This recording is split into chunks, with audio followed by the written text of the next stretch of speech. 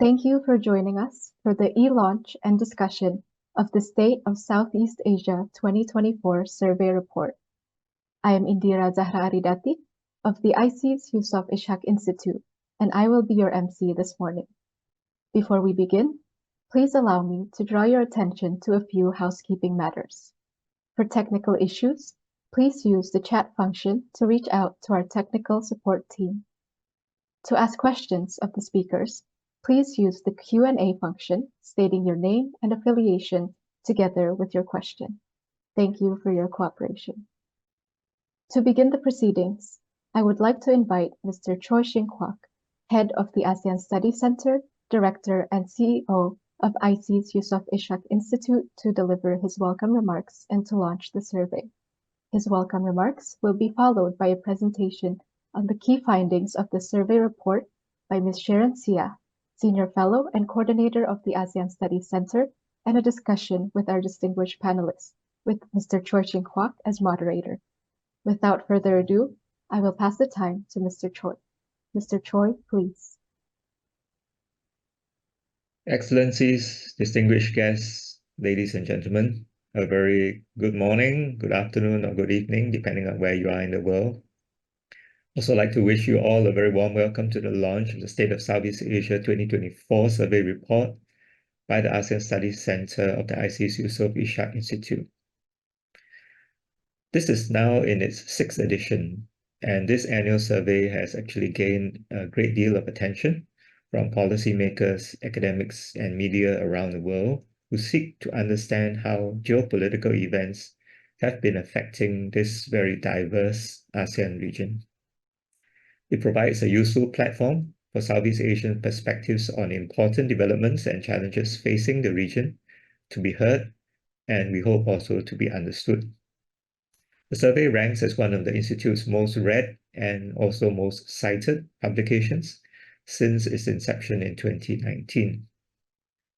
Conducted over 8 weeks from January to February, this year's survey captures the views of almost 2,000 opinion leaders from government, research institutions, businesses, civil society, and media across all 10 ASEAN member countries.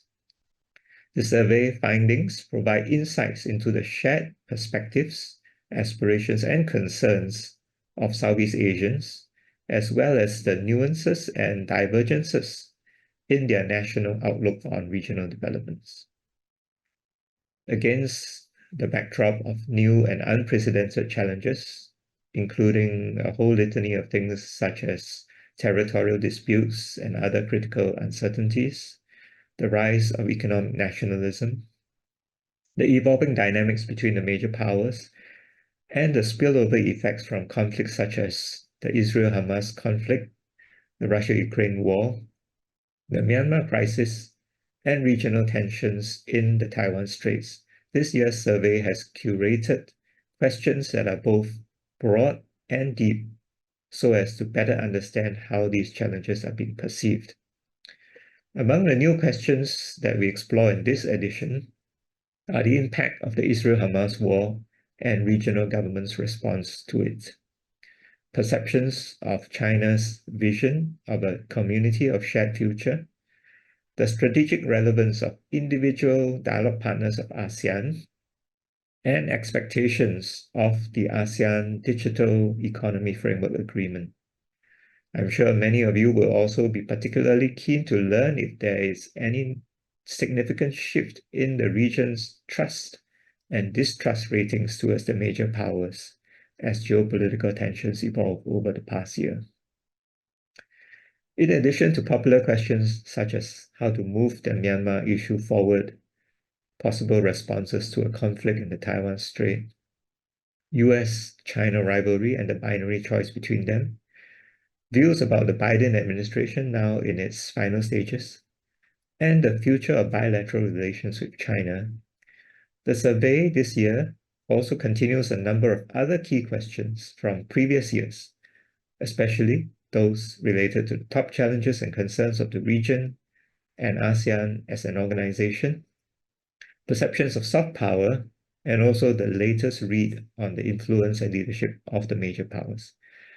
With the benefit of 6 years' worth of data, we are now also in a position to conduct more extensive time series analysis to observe the durability of existing trends and the emergence of new ones in future seminars and analytical pieces beyond today.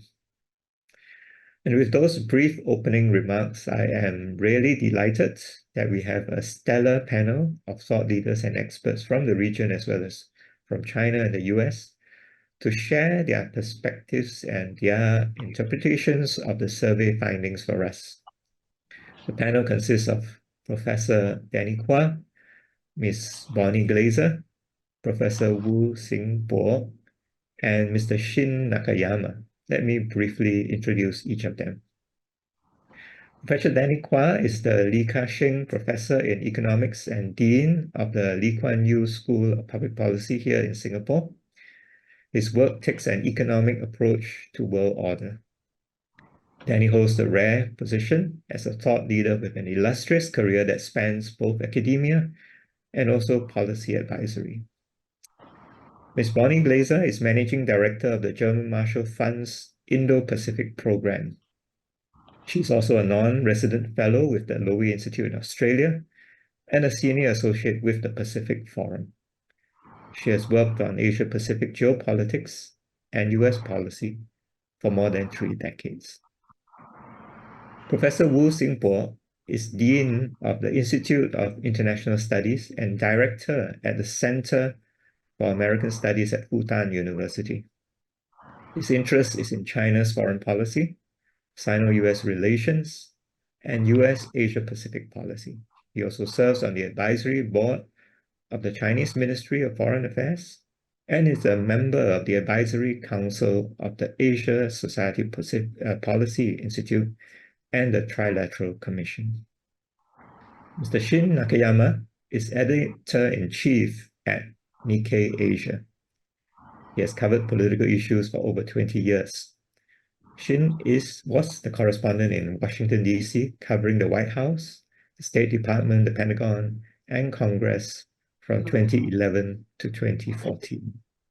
I thank each of the members of the panel for joining us and strongly believe that their insights will be invaluable in unpacking the results of the survey. Before we get to that, let me first invite Ms. Sharon Seah, Senior Fellow and Coordinator of the ASEAN Studies Centre, to introduce the State of Southeast Asia Survey 2024 and also to present its key findings. Sharon, over to you. Thank you, Mr. Choi. Can you see my slides? Yes, we can. Okay, thank you. Very good morning to everyone who has tuned in to listen to the survey findings. I'm pleased to present it this morning. We are now, as Mr. Choi has said, in the 6th edition of the survey. And we've polled 1,994 respondents across the 10 ASEAN countries. The criteria that we have placed on the respondents are nationality, education, affiliation, and age distribution. They were further screened on their knowledge of ASEAN and interest in current affairs. We managed to put the number of questions down from 54 to 51 questions this year, and as usual, offered it in 6 language options.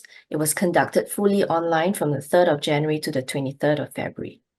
And as with previous years, we've continued with the application of a 10% weightage applied to the responses. And I'll come to it later, but a different statistical method was applied to the ranking of a dialogue partners question. In terms of profile, this year, Singapore continues to lead with the highest number of respondents at 273, followed by Indonesia at 265 and Malaysia at 225. This is quite consistent with past years. In terms of education, and this is a new question, we have the highest number, over 55% of our respondents hold a bachelor's degree, followed by those with a post-secondary or non-tertiary education at nearly 20%.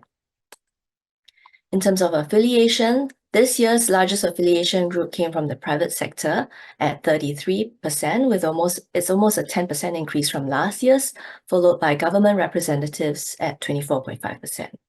Academia, think tanks, and research institutions trailed at a third, about 23.6%, followed by the civil society, organizations, NGOs, and media at 12.5%. And again, similar to previous years, the smallest representation remains the regional or international organization representatives at 5.6%, albeit with a slight increase this year.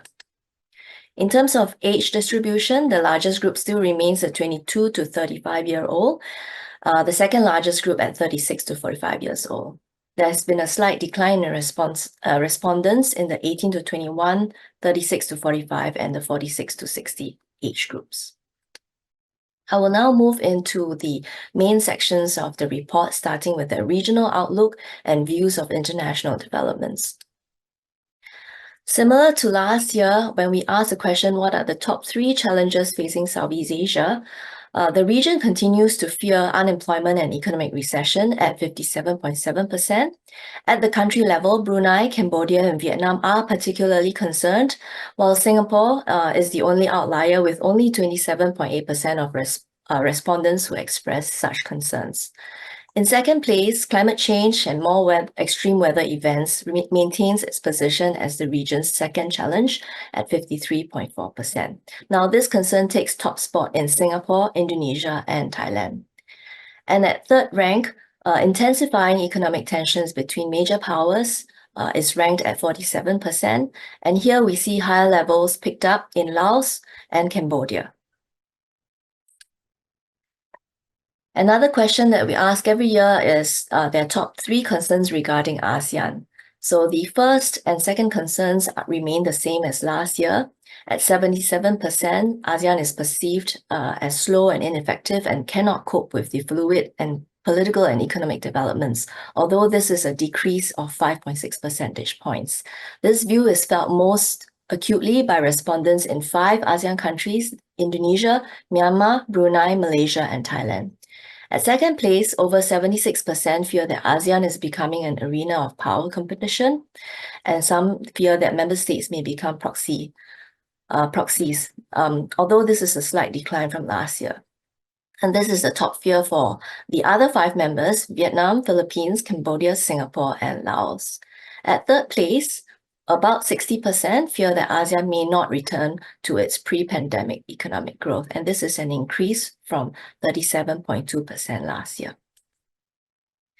In a new question we asked this year about the top 3 geopolitical concerns for the government in their country, Israel-Hamas conflict is ranked top at 46.5%, followed by aggressive behavior in the South China Sea at nearly 40%. And at third rank, Russia-Ukraine war and global scam operations are tied at 39.4%. And the other concerns include, in the ranking order, of international drug smuggling operations, followed by concerns over change of political leadership in this region. Implications arising from the Taiwan elections actually was ranked last, right after worries over the DPRK's continued ballistic missile tests. Moving on, we asked again the question about outbreak of hostilities in the Taiwan Straits. And here we see that 44.2% believe that such an event would severely disrupt supply chains between China, Taiwan, and Southeast Asia. Interestingly, this is a sentiment shared by all ASEAN countries. But the concern about supply chain disruption is actually highest in Vietnam at 59%. Another quarter believe that ASEAN countries will be forced to choose between the US and China. And here, Singapore and Thailand show the highest levels of concern about the potential of being forced to choose. At third place, 15.8% believe that a repatriation crisis will ensue. And this is notable among respondents from the Philippines and Indonesia, 2 of the largest sources of migrant workers based in Taiwan. In the second question on Taiwan, we asked what their country should do if a conflict breaks out in the Taiwan Strait. And similar to last year, a large proportion of respondents, 45.1%, believe that their government should oppose the use of force and pursue diplomatic measures instead. And the highest level of support comes from Vietnam at 60%, whereas Laos and Thailand stand out in their preference to adopt a neutral position. More than a third, at 36.5%, express their desire to maintain this neutral stance. There is limited support in the region for imposing sanctions on the aggressor, facilitating military support for Taiwan, or showing explicit support for China. Moving back to our own backyard, we asked the question about Timor-Leste's admission into ASEAN. And here we see a fair level of optimism in ASEAN about Timor-Leste's admission since the 2022 November decision to grant observer status to Timor-Leste. So about 36.9% say that a new member will enhance ASEAN's unity and centrality, and this sentiment is particularly strong among the newer members of ASEAN, including Vietnam, Cambodia, and Laos. Another 27.3% feel that a new member will increase intra-regional trade and investment. About a fifth, at 20%, believe that Timor-Leste's membership will not change anything in ASEAN. And then there are smaller percentages of respondents expressing less optimistic views. Of those who are less optimistic about Timor-Leste's membership, Singapore respondents exhibit the highest pessimism, with a significant proportion believing that Timor-Leste will complicate decision-making at 18.3% and hinder ASEAN's economic integration at 15.4%. This is a new question that we asked this year, on which members having made the biggest contribution to ASEAN's long-term development and progress. And here you see that Singapore and Indonesia are acknowledged to have made the biggest contribution, Singapore at 66% and Indonesia at 41.5%. Indonesia is the second-ranked choice for Singapore, Malaysia, Brunei, and Cambodia, whereas Singapore is second-ranked choice for Indonesia and Vietnam. Interestingly, Thailand is second-ranked for two of its immediate neighbors, Myanmar and Laos. Moving abroad again, we asked a question about the impact of the Russia-Ukraine war on Southeast Asia. So 2 years on, we see that concerns still linger over energy and food price increase at top concern at 68.4%, and this is up from 58.3%. And it is the top concern for all countries regardless. At second place, the erosion of trust in the rules-based order and violation of national sovereignty remains at second concern at 14.5%. And the highest concerns come from Singapore. We asked a new question this year on what is the most likely impact of Israel-Hamas conflict on Southeast Asia. And here we see almost a third of respondents are concerned that it will catalyze the rise of extremist activities, thereby impacting domestic and regional security. And this perspective was highly shared by respondents from Singapore, Cambodia, and the Philippines. A second concern, which is shared by 27% of respondents, is the diminished trust in international law and the rules-based order. And here we see strong views from Indonesia and Malaysia. A smaller percentage, at 9.9%, are of the view that the conflict does not impact the region, with more than a fifth of these respondents coming from Laos. Another new question here, where we asked respondents to choose a statement that best reflects their view on the conflict. Here, we have over 40% of Southeast Asians who feel that Israel's attack on Gaza has gone too far. Another 20% agree that Israel had the right to retaliate subject to international law. And it's worthwhile noting that no respondents from Brunei selected this option, and there was minimal support from Indonesia and Malaysia.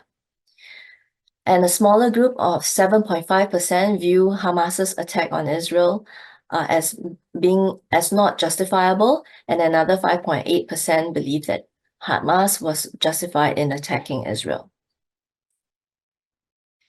A third question on the Israel-Hamas conflict: do you approve of your government's position on the conflict? And here we see actually the largest proportion, at 43%, are neutral about their government's position, the highest share coming from Myanmar and Laos. The second largest group either approve or strongly approve of their government's position at nearly 43%.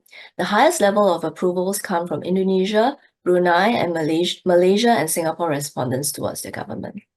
A smaller percentage at 14.1% either disapprove or strongly disapprove, with the highest numbers coming from Cambodia and Thailand. On the international community's response to the Israel-Hamas conflict, we asked respondents what it should be. The largest proportion, over 41%, say support a ceasefire and prioritization of the provision of humanitarian aid. And this is a prevalent choice across all countries except for Brunei, whose primary viewpoint is in favor of international backing for self-determination of the Palestinian people. The second most popular stance is to support the right to self-determination at 17.5%, with highest numbers from Brunei, Indonesia, and Malaysia. The third choice is to support a two-state solution as the only solution for Israel and Palestine, with higher support coming from Singapore. And the least preferred option is non-interference in the conflict, with higher support from Laos. And this is the last question in this section. We asked the question on the ASEAN Digital Economy Framework Agreement. The DIFA will be the first of its kind regional digital agreement. Negotiations actually launched in September, with the first round completed in December. And there is potential for the DIFA to raise the value of ASEAN's digital economy. So the first top rank for support will be that it will significantly raise digital capabilities and enhance regional trade at 38%. And the second largest group, this is most strongly felt in Vietnam at 59%, Philippines at 53%, Thailand at 49.3%, and Indonesia at 49.1%. The second reason is that it will enhance cooperation in digital trade integration initiatives, with the highest perceptions coming from Singapore, Malaysia, Indonesia, and Cambodia. And you might note that these are all countries with different levels of digital development. There is a small percentage, about over 16%, who say that they have not heard of the DIFA because it is relatively new, and another 2.6% who say that it will not change the status quo. So I will stop here for the Q&A.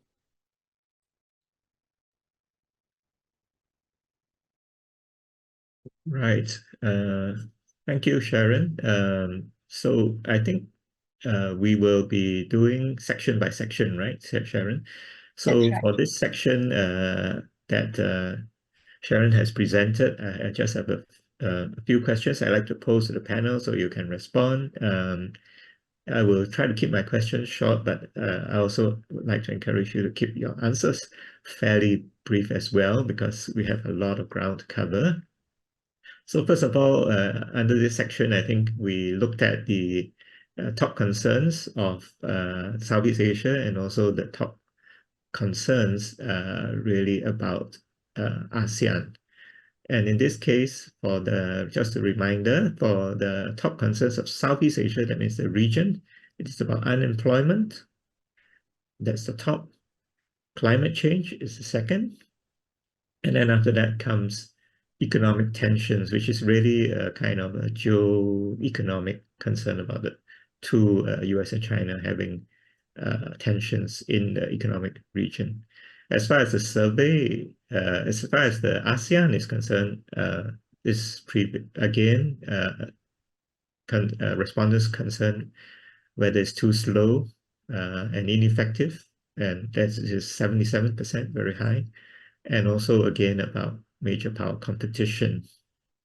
So I'd like all our four panelists to just briefly say that for these areas, which is economic, dealing with economic problems, in climate change, and in managing the tensions between the two powers, how have ASEAN governments responded to these concerns in your view? And also, if you like, you can also talk about how ASEAN has responded. So briefly, if I may just go according to the order in which I have earlier introduced you. So we can start with Danny, then we'll go to Bonnie, and then Professor Wu, and then Mr. Nakayama. So Danny, please. Thanks, Shing Kwok, and thank you for letting me be part of this conversation. It's a wonderful coming out of this trove of information. If I can just make two quick points among the very many that you've raised. The first is on the economic considerations, unemployment and recession on the one hand, and then throwing in the global climate transition issues on the other. I think that the way Southeast Asia in general and ASEAN in particular have reacted to this is to stay away from the kind of countercyclical stabilization, fine-tuning type of approach that we see in many other parts of the world on unemployment, but to focus more on fundamentals, long-term considerations.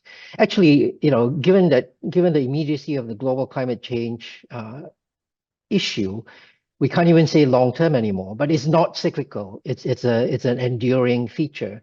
And here I think ASEAN, Southeast Asia have built areas of cooperation that are helpful in this, but there's a limit to how much, as a part of the global environment, ASEAN can achieve by itself. So I think the foundations are well in place to ignore or not pay so much attention to cyclical issues, pay more mind to the longer term secular considerations like climate change. And then just to end, what will be what will go on to be a really interesting discussion on navigating between the great powers. I think ASEAN, Southeast Asia have kept to how it does not believe that choosing or aligning with one side or the other is the right option. It tries to keep as much away from that alignment as possible. And I think that's the right approach. We'll be unpacking this more as we go on. So let me leave it as that. Back to you, Shing Kwok. Thank you. Bonnie? Well, thank you so much for including me. The focus of my research, as you know, is not on ASEAN, so I may have more to add later. But it really struck me that there is still very high concern in ASEAN about the lack of ability to return to pre-pandemic growth. And that is even higher than last year.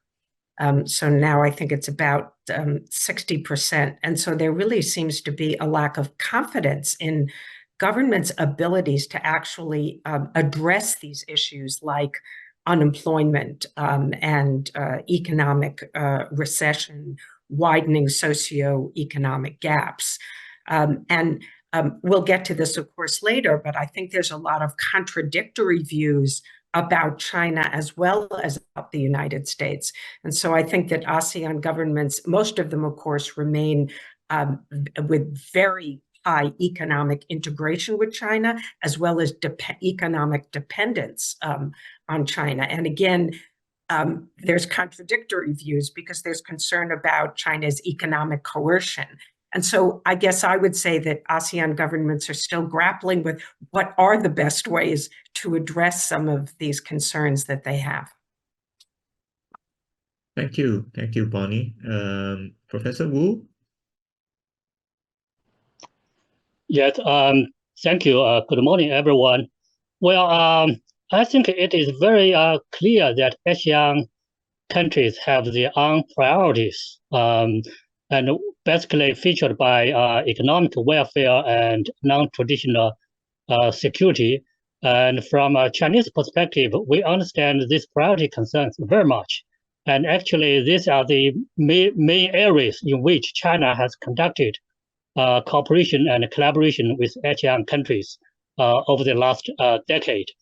And also, it is very clear that this kind of strategic competition launched by Washington against Beijing is not welcomed in Southeast Asia, and most Asian countries, with the exception maybe one like Philippines, most of them do not want to become the geopolitical playground between Beijing and Washington. So if any external major power, China, US, or Japan, they come to the region and bring with them their own priority concerns and ask them, why don't you join me against another major power?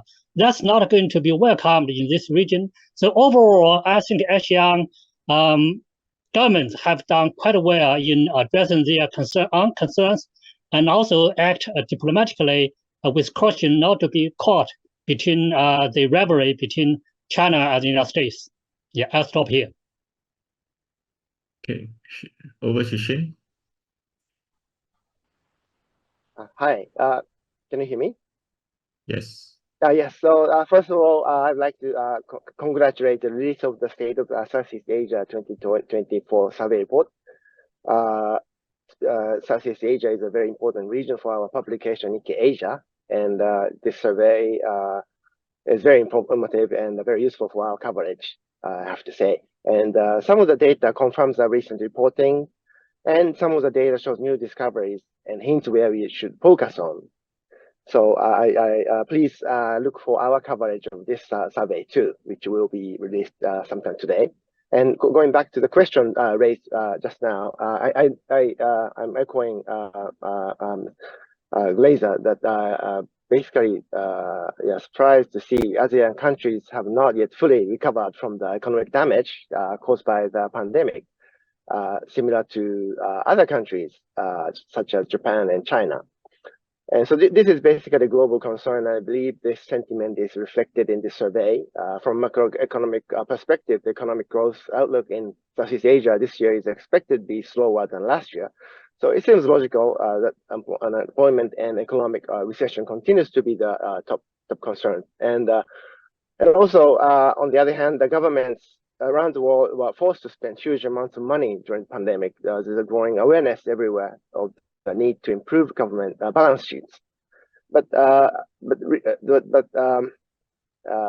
recent elections in Southeast Asia, such as those in Thailand and Indonesia, have shown a tendency for populist policies such as cash handouts and energy subsidies to become central promises of the election campaigns. And I think we need to cautious about how these policies are financed by the government. Basically, we are out of pandemic crisis mode, and I think we need to evaluate the sustainability of our policies. And regarding to the how ASEAN as a bloc is dealing with these challenges, I think my impression is that policy coordination as a bloc is still in the early stage, with individual governments taking action rather than ASEAN as a whole. I will stop here. Thank you. Thank you very much to everyone. I think it generally seems to be clear that Southeast Asian governments have concerns about economic issues going forward, because the landscape doesn't seem to be the same. It's very much related to the other concern, which is the geopolitical, geoeconomic landscape being different from before the pandemic, although it's not really related to the pandemic, but it is kind of coincident. Of course, the pandemic itself would have also contributed to the economic concerns. Now we're going to move on, and we're going to talk a little bit about one of the new questions, if I may ask you again, all four of you, regarding the Israel-Hamas conflict. I think we can see from the survey that it is the top concern, the top geopolitical event that concerns the region. Almost half of them said so. And they were concerned because the impact would go in several areas. They thought that there will be a rise in extremist activities. There will be an impact on international law and the rules-based order. There will be an impact on social cohesion. And of course, many countries in South Asia are actually multi-religious, and that this could contribute to it. And in terms of the reactions to the trajectory of the conflict, 41%, almost 42%, felt that Israel's attack on Gaza had gone too far, while only about 8.8% felt that it is, Israel could retaliate as it saw fit. Nevertheless, I think it seems that the respondents, almost 43%, actually approve of their own government's position on the conflict, and only 14% disapprove. So what do you think are the implications of these sentiments? And how do you think it will play out, whether it's a region or it's individual countries? Given the divided opinions in the international community, do you think the region has a role to play in this conflict at all? So again, I'll ask all four panelists to quickly respond in the same order as before. And yeah, so gives you the time to breathe. Yeah, Danny. Okay, thanks, Shing Kwok. I thought that one of the most interesting things about the report on this was the comparison with the Ukraine-Russia crisis. Because the Ukraine-Russia crisis initially engendered very little reaction. It was like, this is not my business. I don't have a concern here. Why is this my issue? Except for a number of places like Singapore, where the issue was raised on principle of protecting national sovereignty and territorial integrity. But for a lot of the rest of Southeast Asia, this was not a concern until it hit them that, well, there were going to be implications on grain prices and energy prices, food and energy. With Israel-Hamas, there was going to be none of those bread and butter, literally bread and butter issues, but nonetheless, ASEAN has a strong reaction. That strong reaction, however, does not come with a common position. It's actually quite diverse and divided, as you say. There are, within ASEAN, within Southeast Asia, Muslim majority countries, Brunei, Malaysia, Indonesia. There are countries that navigate a different kind of religious landscape that are concerned for humanitarian reasons. There are concerns about the crisis that sometimes come without condemning either side. There's simply a concern. So there's a wide diversity of views on this. But I think if we were to take away some key messages from the survey, first is that there are over 250 million Muslims in Southeast Asia. Almost all of them are deeply affected by what they're seeing in Gaza, the suffering of innocent Palestinians. This will have a huge long-term impact on ordinary people's views about the sanctity of international rule of law, about the preservation of the rules-based order. In that sense, it's fundamentally damaging. It's damaging when Article 25 of the UN Charter, the members of the UN agree to accept and carry out the decisions of the Security Council, is not observed as seriously as it ought to be. So I think looking at the difference between these different geopolitical crises and trying to unpack their impact, I think what's going to happen with Israel-Hamas is going to be profound for this part of the world in people's perceptions about world order. So let me leave it at that, if I may. Back to you, Shing Kwok. Bonnie? Yeah. I had a very similar response as Danny had, particularly comparing the reactions to what is taking place in Gaza and what has been taking place in Ukraine for the last 2 years. And it really was striking, I thought, that every single country except for Indonesia shows an increased concern over last year regarding the war in Ukraine. And again, as Danny noted, this is really because it is connected to energy and food prices. And Brunei is up 20%, Laos is up 34%. So to me, it is the impact of the Ukraine war, now 2 years old, is really, really notable. But again, as Danny noted, it's different reactions from different countries regarding Gaza. And those countries, of course, that have very large Muslim populations would have, not surprisingly, the highest level of concern and criticism of Israel's attacks on Gaza as having gone too far. And those are, of course, Brunei, Indonesia, and Malaysia. And I think that both of these issues, Ukraine and Gaza, are about the rules-based order, and they are about international law. And I think publics all around the world are concerned about both of these issues going forward. And I think neither conflict is going to be settled anytime soon, unfortunately. I hope we are not sitting here a year from now talking about the results of your survey in another year of each of these wars, because I think that publics in Southeast Asia and elsewhere want to see these conflicts come to an end. Xinbo. Yes. Well, I think in Southeast Asia, as is in other places of the world, when people look at the Israel-Hamas conflict, the concerns are largely at two levels. One is about humanitarian disaster caused by Israelis' brutal and indiscriminate attack on innocent people in Gaza, including women and children. So every day you see the rising toll in Gaza. So that is a rising concern, anxiety, and anger around the world. And another concern, more deeper, is that who is supporting Israel in their brutal attack on Gaza? It's the US and the West in general. The US is providing all kinds of support to Israel in this conflict.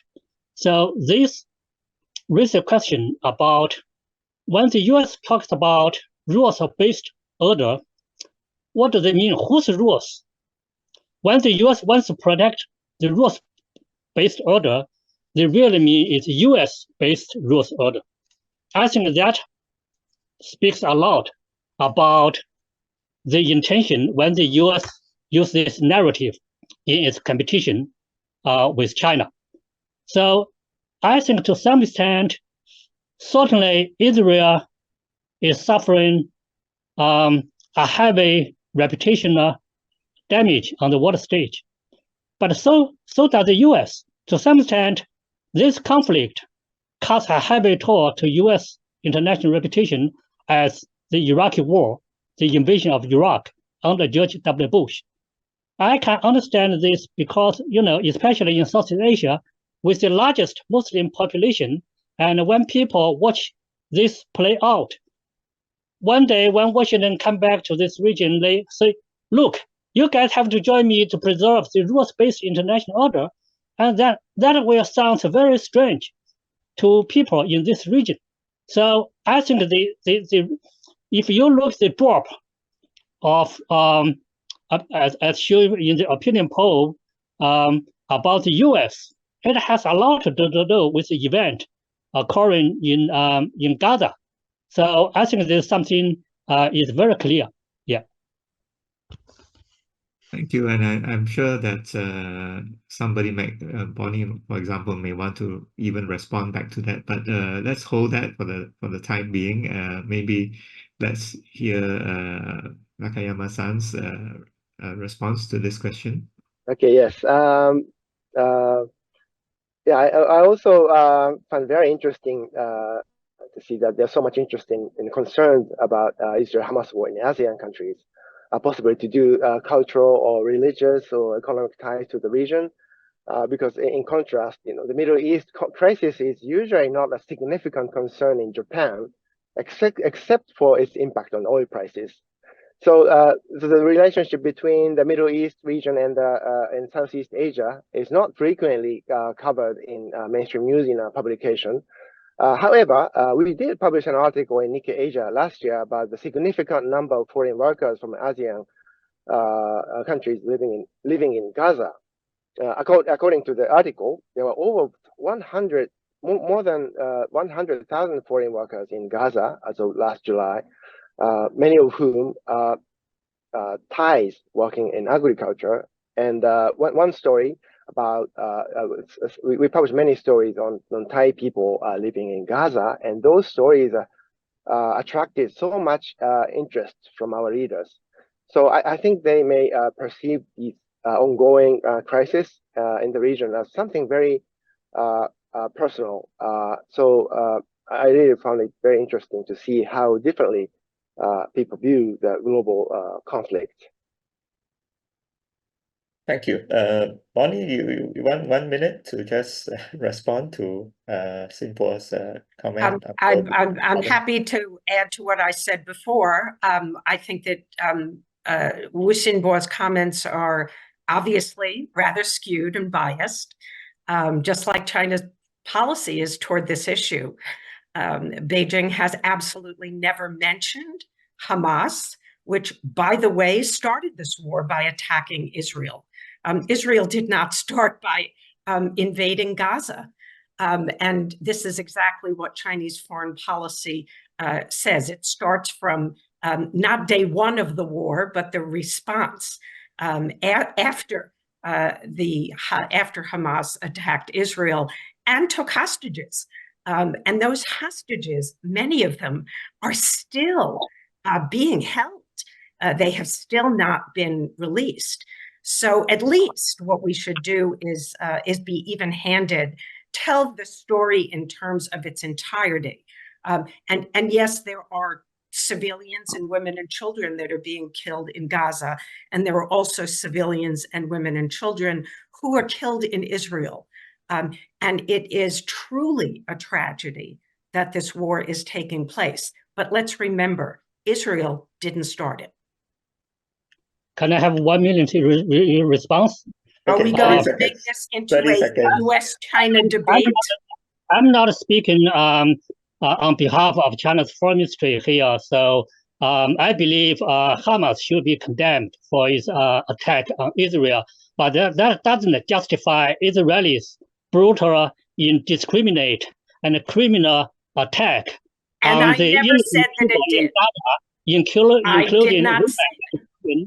And who is allowing this happen? That's the United States. Bonnie, you should condemn the U.S. government as well for the unconditional support for the genocide Israel is committing in Gaza, right? Well, no, since you're not a lawyer, I would say we can't prove that it's genocide. But no, I don't. I'm not going to bring the United States into this. Okay, let's call this particular discussion to a halt, and I'd like to move on to the next area, which actually I believe that both Xinbo and Bonnie will also like to comment on.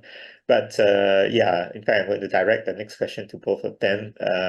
So let's leave that Israel-Hamas issue behind and talk about the Taiwan Straits. Now, Southeast Asia is concerned about the Taiwan Strait. The impact that is most concerned about is that the hostilities, if it were to break out, would severely disrupt supply chains in the region. This almost 44 to 45% think that. And ASEAN countries are also concerned, up to a quarter of them, that they may be forced to take sides if something were to happen in Taiwan Straits. And in terms of a response to the tensions that could break out there, the respondents believe and support in opposing the use of force using diplomatic measures. In other words, using diplomacy, but with the theme of wanting to oppose the use of force. So in your view, Xinbo and Bonnie, I let Xinbo speak first for this question, and then Bonnie can come in after that. What is in your view, what should ASEAN's response be? Okay, so don't talk about what the US or China should do, but what do you think ASEAN or Southeast Asia's response should be? Yeah, briefly, because we can also get stuck on this for a long time. Well, I guess ASEAN countries should have the wisdom to decide, what kind of response they should take. Basically, so far, ASEAN countries, most if not all of them, have been doing quite well on the Taiwan issue. That's support for one China policy, no support for Taiwan independence, and the support for the peaceful solution of the dispute in the Taiwan Strait. I think that's the right approach to this issue. At the end of the day, the conflict in the Taiwan Strait will not serve the interests of anybody, including Southeast Asia, especially because it's geographically so close to the Taiwan Strait. So I think the best way for ASEAN is that to continue to stick to its current policy of one China, no support for Taiwan independence, and a peaceful solution of the dispute between the two sides of the strait. Yeah. Thank you. Bonnie? Well, I think that Xinbo has also just actually described U.S. policy.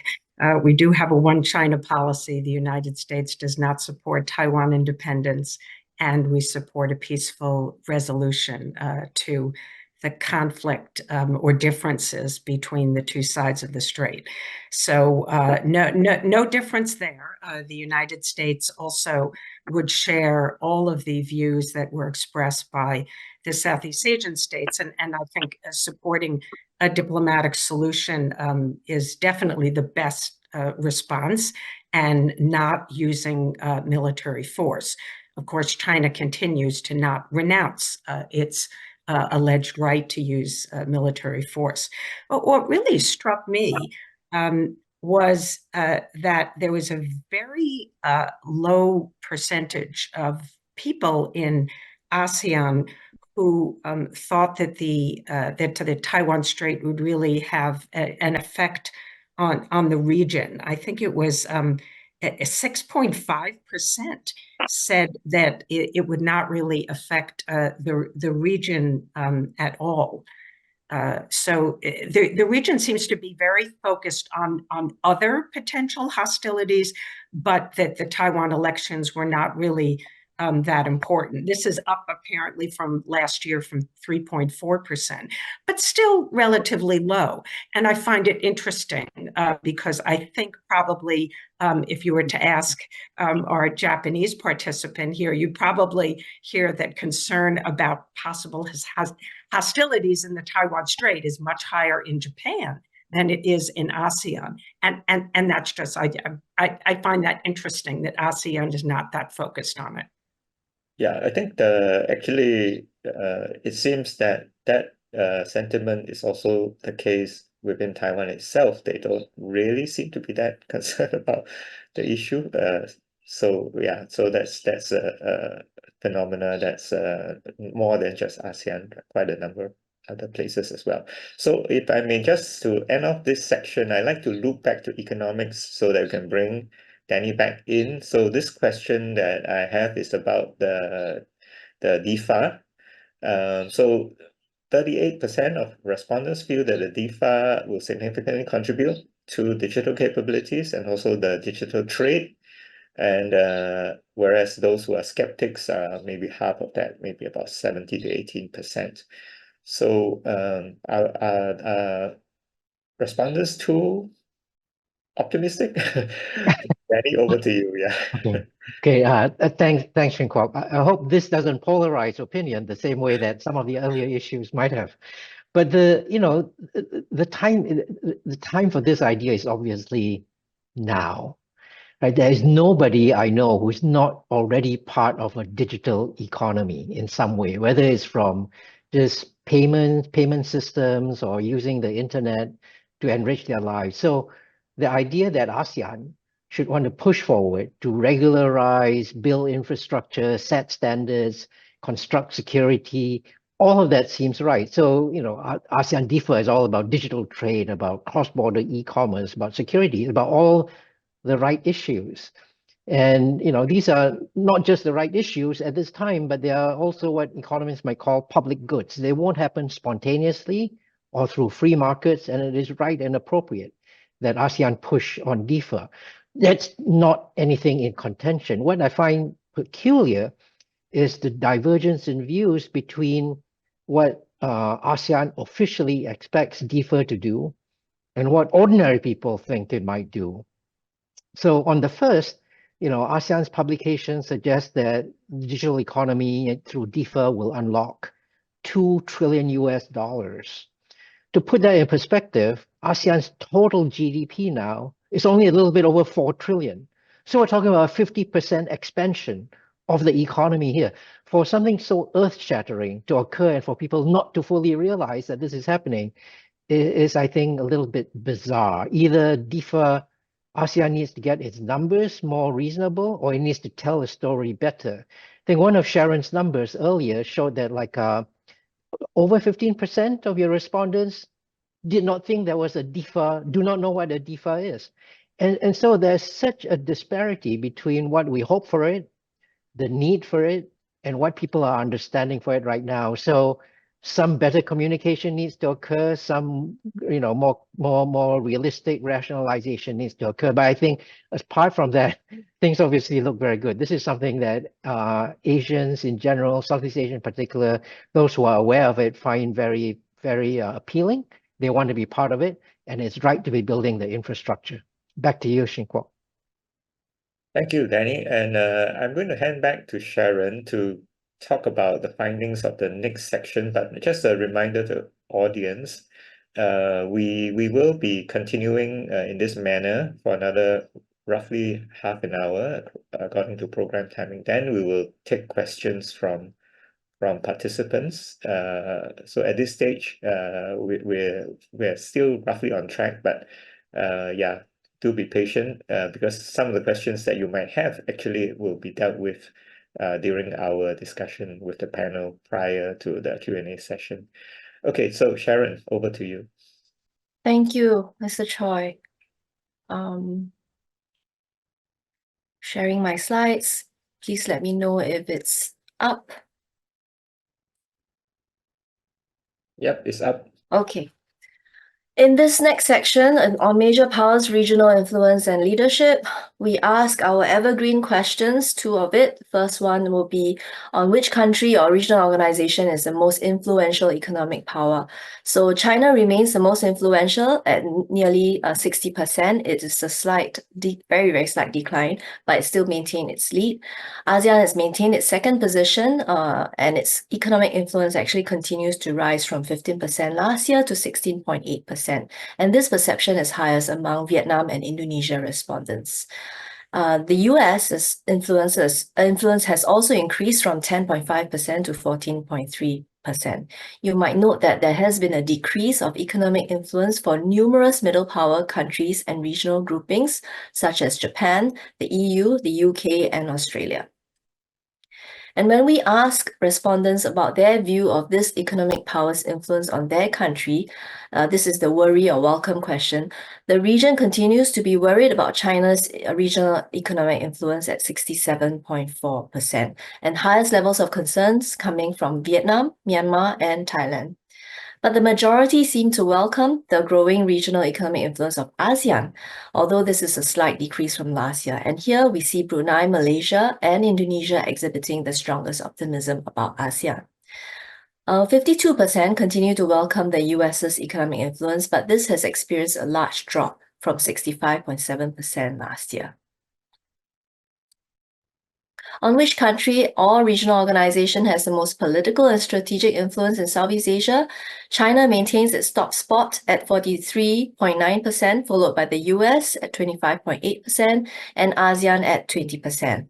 The US's political strategic influence has actually declined from 31.9% last year to 25.8%. We might note also back to China that China is the top choice of all the countries except Indonesia and the Philippines. Indonesia's top choice is ASEAN, whereas the Philippines' top choice is the US. Most middle powers experience a decline in influence except for Japan, whose influence nearly doubled from 1.9% to 3.7%, pardon me. On their views, the worry and welcome question. So we see that despite China's strong influence, the region remains worried at 73.5% about its influence. And this is quite a significant increase from 68.5% last year. More respondents are worried about the US's political strategic influence, actually reversing last year's trend. And on the other hand, the region seems to find comfort in ASEAN's increasing influence at 58.4%. This is a new question that we asked on the dialogue partner's strategic relevance to ASEAN. And in this question, we deployed a different statistical method. We analyzed it using a rank sum method where a 10% weightage was applied to each country to ensure proportionality of responses, followed by a calculation of survey-weighted mean ranks and scores for each of the dialogue partners. And here you can see a little bit more, I'm sorry, it's a little small, but you can see that out of a mean score of 11, China scored 8.98. And this is followed by the US at 8.79 and Japan at 7.48. China is ranked first by most countries except for Myanmar and Vietnam, where it is ranked second, and the Philippines, where it is ranked fourth. The US ranked first in Myanmar, the Philippines, Vietnam, and second in Cambodia, Indonesia, Laos, Malaysia, Singapore, and Thailand, and third in Brunei. Japan secured third position from most ASEAN countries with the strongest support from Brunei and the Philippines. With the stronger support from Brunei, but the Philippines ranked Japan second.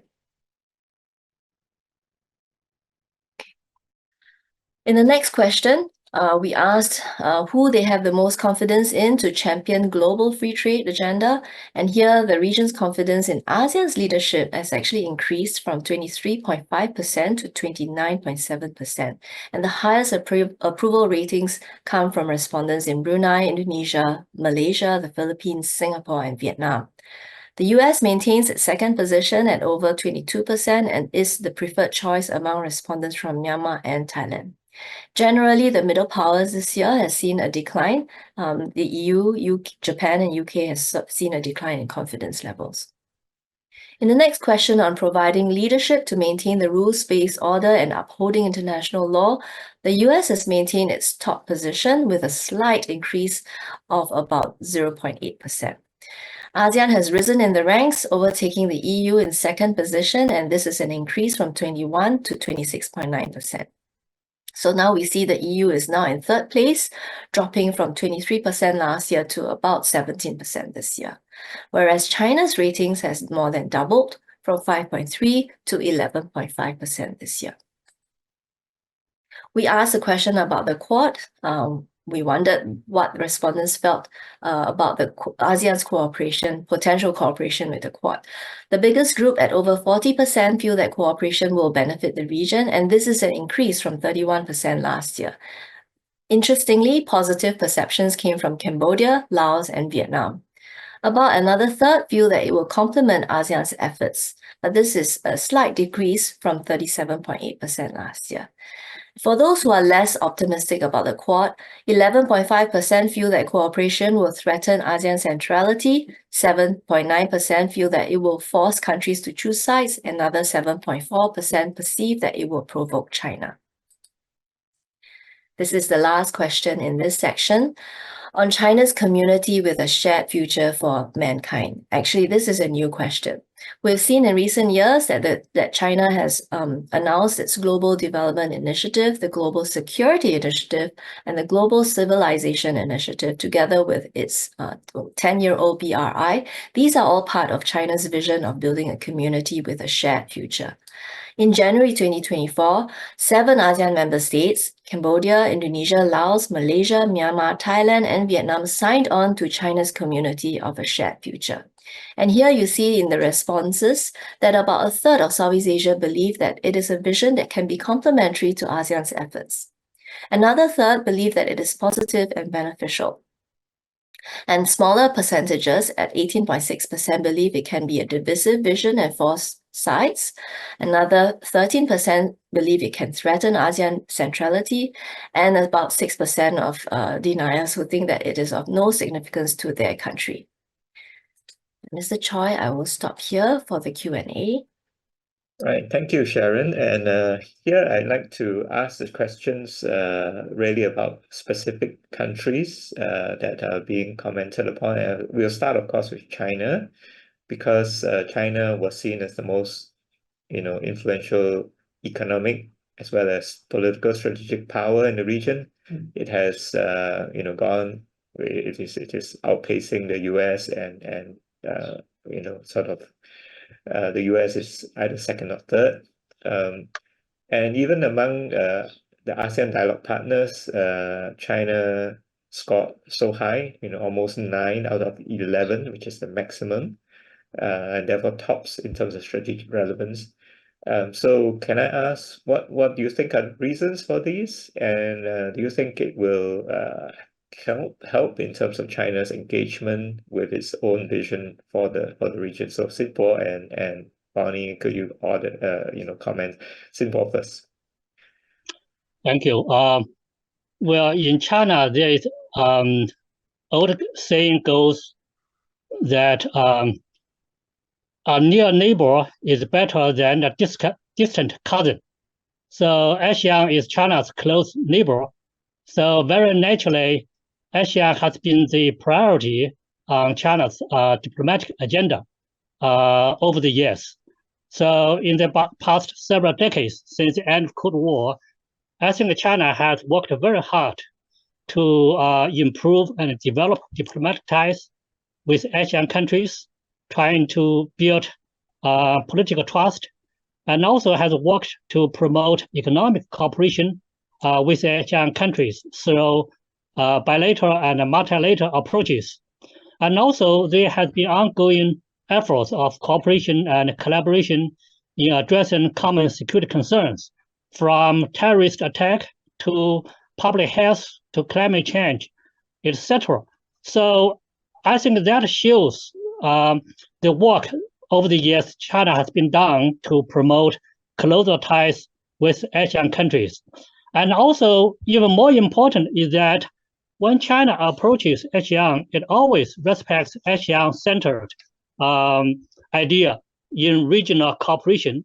And China also has never asked ASEAN countries to choose sides between China and the United States.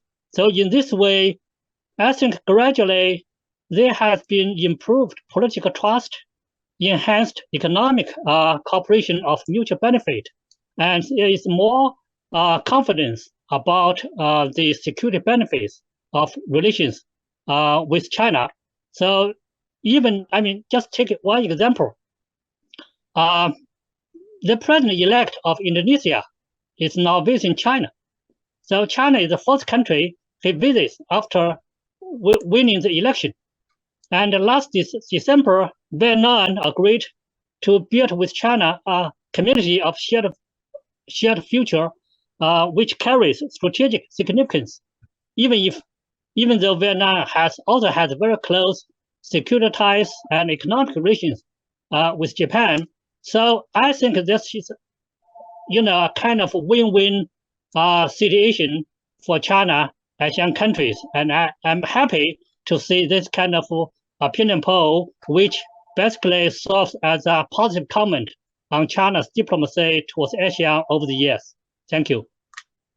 Well, thank you for that. But I didn't emphasize it, but I think Sharon said it. The concern with strong influence of China, both economically and politically, strategically, there is a strong sense of kind of concern or worry that accompanies that. So let Bonnie speak first, and Prof. Wu, you can come back on that if you like. Yeah, for 30 seconds. Yeah, Bonnie.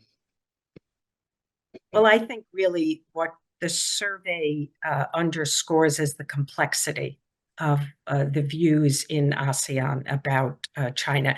And as I said earlier, some of these views are somewhat contradictory. So China is viewed as the most influential economic power, and that's almost 60% say that, but more than 67% are worried about China's growing economic influence. So again, recognizing that China's economic influence is growing, but being concerned about it. Similarly, China is, for the first time we've been doing this survey, China's the top choice if when asked if you have to choose between the United States and China, just over 50% chose China. But then distrust toward China is also 50%. And one of the things I'd like to mention, which you didn't really address in the earlier part, which I just think is worth noting, is the change in the affiliation of the respondents to the survey this year. So you went over the data from this year, but if you compare it to last year, you'll find that an 11% decrease in the respondents from think tanks and academia and research institutions, and almost a 10% increase in business and finance, and then a subsequent increase in government responses from 17% to about 24%. And it's just worth noting that if you look at the change in the backgrounds in these respondents, perhaps I would just posit that might actually explain some of the changes in the responses, because obviously people who are in business would emphasize economic relations over perhaps different positions. So I just think that's something that needs to be taken into account. But, you know, fundamentally, I think what is really, as I said, the main is that countries in the region see that China's power is growing, but it is concerned about that power. And the region is increasingly distrustful of China, but as I'm sure you will go into next, it is also increasingly just distrustful of the United States. And that is a very interesting phenomenon as well. Thank you. Xinbo, you want to 30 seconds to about the worry? Well, I think it's kind of human nature. It's just like, you know, when you face the delicious fruit, you love to eat it, and you take it, and then you also worry that maybe I eat too much. So I think that's just human nature. I think the real problem is that Bonnie just mentioned is that the gap between China and the United States, seriously speaking, is that China's interest and attention to this region has been very consistent, while the U.S. interest to this region has been intermittent, you know, different from administration to administration. And also, sometimes the U.S. comes to this region not to address the region's concern, but ask the region to address the U.S. concern, which is to serve the U.S. interest in engaging major power competition with China. I think that is why, to some extent, you know, either for the business people or for the, you know, government people, that is the U.S. is not well received in this regard. Okay. Thank you. We could go, again, we could go on, but let me move on to bring in second country from this set of findings, which is of course the U.S. U.S. is third on the economic front, which, as we have pointed out in earlier rounds of discussion, it actually underweights U.S. economic footprint in the region. But that's the perception for what it's worth, and it has increased, but it is still underweight compared to the reality of its investments. Second, on the political strategic front, and it has that part of it, the US has declined. So what do you think should be ASEAN's stance and the best response to the two powers' competition for influence in the region going forward? So I'd like to ask the neutral parties, or rather the panelists who are not from US or China, which is Nakayama-san, to go first, and then Prof. Danny, after that. Thank you. Yes, I was looking at this data, and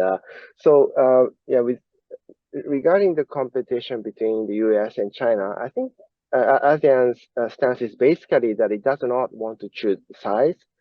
So generally speaking, while China's influence is strong, and also there are many people who are concerned about it, as we have already seen. And conversely, while the US has less influence than China, both politically and economically, there are more people who would like to see it become stronger in the future to balance the influence of China and the US in the region. However, if you look at this data, the changes this year and last year.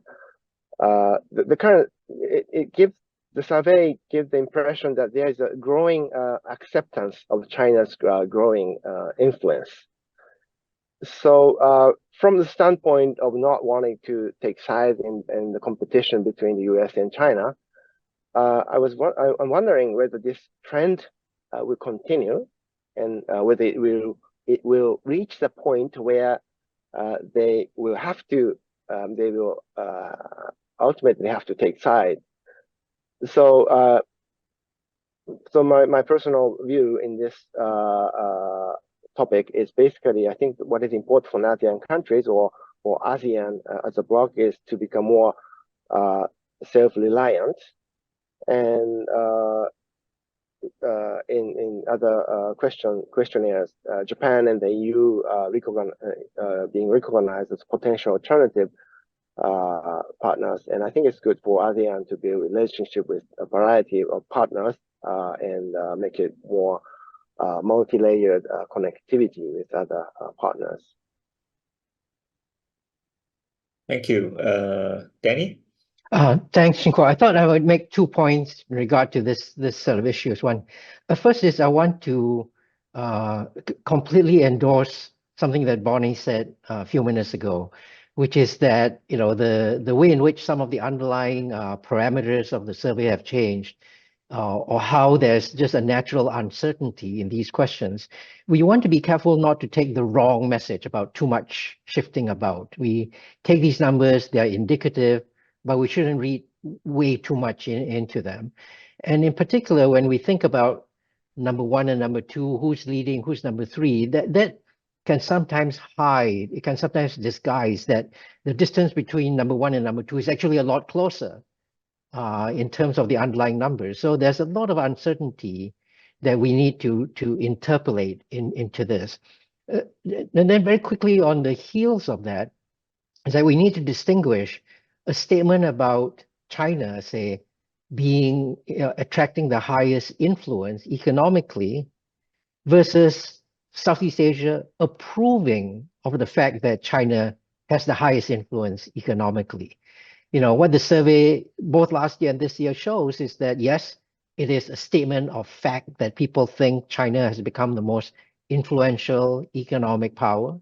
But at the same time, again, as Bonnie pointed out, people are concerned about that. Levels of concern about the degree of influence are actually extremely high.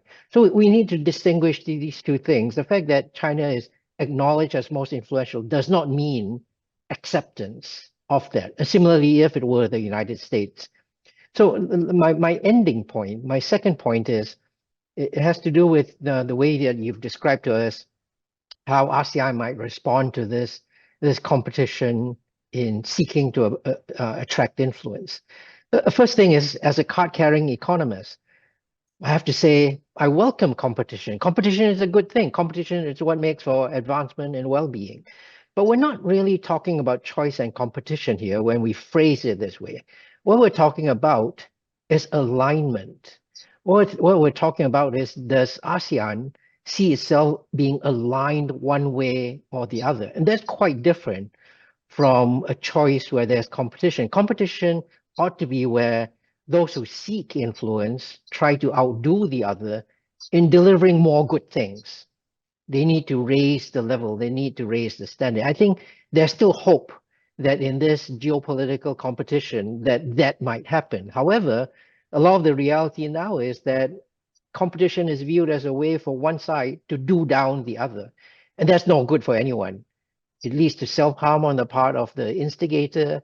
It does down the other protagonist, and it harms all the bystanders. So I think, yes, what is ASEAN's view on this competition? We should have competition, but the right kind of competition, not a kind of destructive competition. Back to you, please. Yeah, so just continuing on this same theme, ASEAN itself has had to turn back to itself to say we've got to be more self-reliant and we've got to be more influential. But as we know from the earlier section, there's insecurity. There's insecure feeling as to whether ASEAN is effective, right? and that registers as the biggest concern really about the organization, the regional organization. So any quick response on this, Danny, and also I can ask Shin to also join in after this. Yeah. Okay, thanks. So perhaps just quickly, Shing Kwok, I think there are two dimensions to this about ASEAN championing global trade, ASEAN seeing itself as the strongest supporter for rule of law, rules-based order. We need to distinguish what ASEAN wants and what ASEAN thinks it can achieve, right? So ASEAN definitely wants global free trade. It definitely wants a rules-based order. All of these things are things that work for those who are middle powers or smaller states. So those things work for us. So ASEAN, of course, wants to champion all of these ideas. But whether ASEAN sees itself as being the driver that achieves that is something quite different. And so my reading of the survey results on this is that ASEAN wants these things and wants these things desperately. This is what makes ASEAN successful. This is what makes Singapore successful. ASEAN wants to have all of this. But whether ASEAN sees itself as achieving that on its own is a different question. And for this, ASEAN needs to draw on, how the great powers themselves can deliver on influence-winning type initiatives. So on this, I was quite struck, Sharon, that China seems to have dropped out of the frame in thinking about champions for global free trade. I found that really striking and very surprising. Don't know anything more to say about that, but so back to you. Shin? I totally agree with Danny. So as I said, ASEAN should be more self-reliant, and this is, I think, confirming my view. And I have always been interested in the direction in which ASEAN is moving as a regional bloc, and I thought this suggested the possibility or a great expectation that it might develop into a much stronger organization in terms of promoting free trade or rules-based order. What we have seen in the past is basically started as a relatively loose form of cooperation, but with the rise of China and India, the weakening power of the other like a great global framework such as WTO system, or the Asian currency crisis, or another international circumstances, I think it has become stronger and stronger. And basically, this survey essentially confirms that this trend has continued steadily. So the reality is probably a little bit different, but I predict that there will be more and more situations in the future where ASEAN as a bloc will be tested on how to deal with more global issues now that so many people are interested in what's happening outside of ASEAN. Thank you. And just as we end this section, Bonnie, we haven't forgotten your question about the survey, the proportion. I think we may take it up either later on if we can, if not, then it's subsequent events. So Sharon, if I may, since looking at the time, maybe you can do the last two sections as a package, and then we can, because we've started to discuss some of those issues already. So yeah. Okay. Yes. On to the next section.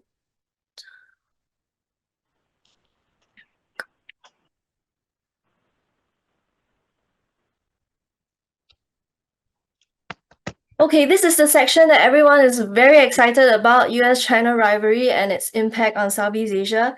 And I really appreciate the discussion that Nakayama-san and Prof. Quah has already started on about ASEAN. So this question continues to plague us every year. How should ASEAN best respond? And here in this edition, we see respondents continue to favor bolstering ASEAN's resilience and unity to fend off pressures from the two major powers at nearly 50%. And this is in line with the trends in the past 3 years. The second preference is for ASEAN to continue not siding with China or the US, although this is a slight decline from 30.5% in 2023, and this option is most favored by Myanmar respondents. The third preference is to seek out third parties to broaden its own strategic space and options. And this is favored by about 16% of the respondents, although this has seen a decline from 18%. And Nakayama-san's question of, will ASEAN ultimately have to take sides? And this also plagues us, this option, because neutrality is no longer practical. It remains as the least popular option. However, there's nothing to say that things may change in the minds of the respondents. The second question, this other question is the one that you all have been discussing in part. If ASEAN were forced to align itself with one of the two strategic rivals, which should it choose? So for the first time since we polled this question in 2020, China has actually edged past the US to become the preferred alignment choice at 50.5%, the US at 49.5%. And the greatest support for China comes from Malaysia, Indonesia, Laos, Brunei, and Thailand, whereas the greatest support for the US comes from the Philippines, Vietnam, Singapore, Myanmar, and Cambodia. In this third-party question on hedging, who is your preferred and trusted partner for ASEAN? Again, the EU and Japan remain as the primary options.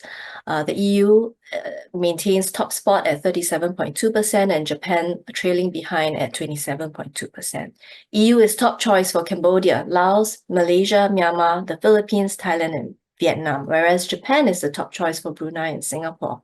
The EU and Japan are equally favored in Indonesia.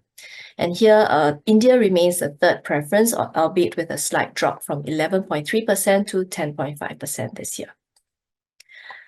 In this question on how respondents see China's relations with their country evolving in the next 3 years, we see actually the majority expect either an improvement or a significant improvement in relations, higher than those who expect a status quo. And respondents who expect bilateral relations with China to worsen or worsen significantly actually increased slightly from 17.1% to 18.1%.